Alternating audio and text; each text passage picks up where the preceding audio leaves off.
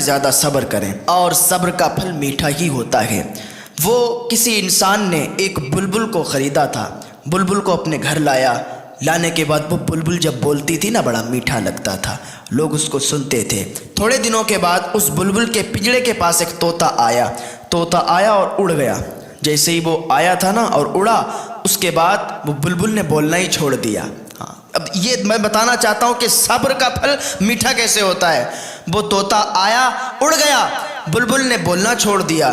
اب جب بولنا چھوڑ دیا تو وہ پریشان ہو گیا، یار ہماری بلبل ابھی تک تو بولتی تھی، اب کیوں نہیں بولتی ہے۔ انسان حضرت سلیمان علیہ السلام کے پاس گیا۔ حضرت سلیمان علیہ السلام کا زمانہ چل رہا تھا۔ حضرت سلیمان علیہ السلام کے پاس گیا، کہا حضور ہماری بلبل ابھی تک بڑا اچھا بولتی تھی، بڑا میٹھا بولتی تھی، بڑا اچھا لگتا تھا، اب وہ بولنا ہی بند کر دیا۔ ایک طوطا آیا ایک دن، وہ بیٹھا پنجرے کے پاس میں اور اڑ گیا، اس دن سے میری بلبل نے بولنا بند کر دیا۔ حضرت سلیمان علیہ السلام تو اللہ کے نبی ہیں، آئے اس بلبل کے پاس، کیونکہ آپ پرندوں سے بھی باتیں کیا کرتے تھے، آپ نے ہر چیز پر حکومت کی۔ آپ اس بلبل کے پاس آئے، آنے کے بعد آپ نے آپس میں باتیں کی تو بلبل نے کہا، طوطا جو آیا تھا نا اس نے یہ بتایا کہ تم صبر سے کام لو، تمہیں یہ پنجرے کے اندر اس لیے قید کیا گیا کہ تم بول رہی ہو، تم بولتی ہو اور تمہاری بولی انہیں میٹھی لگتی ہے۔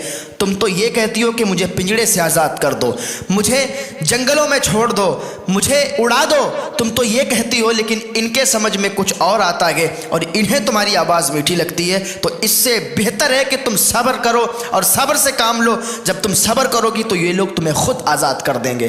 جب اتنا کہا تو حضرت سلیمان علیہ السلام سمجھ گئے، اس انسان نے اس بلبل کو آزاد کر دیا۔ اسے لگ رہا تھا کہ یہ بلبل اب بیمار ہو چکی ہے، یہ بلبل اب بول نہیں رہی ہے، اس میں کوئی کمی آ گئی ہے، کوئی نقص آ گیا ہے، اس لیے اس نے اس بلبل کو آزاد کر دیا۔ پتہ چلا کہ صبر سے اگر کام لوگے تو فائدہ ہمارا ہی ہوگا، صبر سے کام جو لیتے ہیں ان کا فائدہ ہوتا ہے اور صبر کا پھل ہمیشہ میٹھا ہوتا ہے۔ تو صبر سے کام لے، صبر کیا کریں۔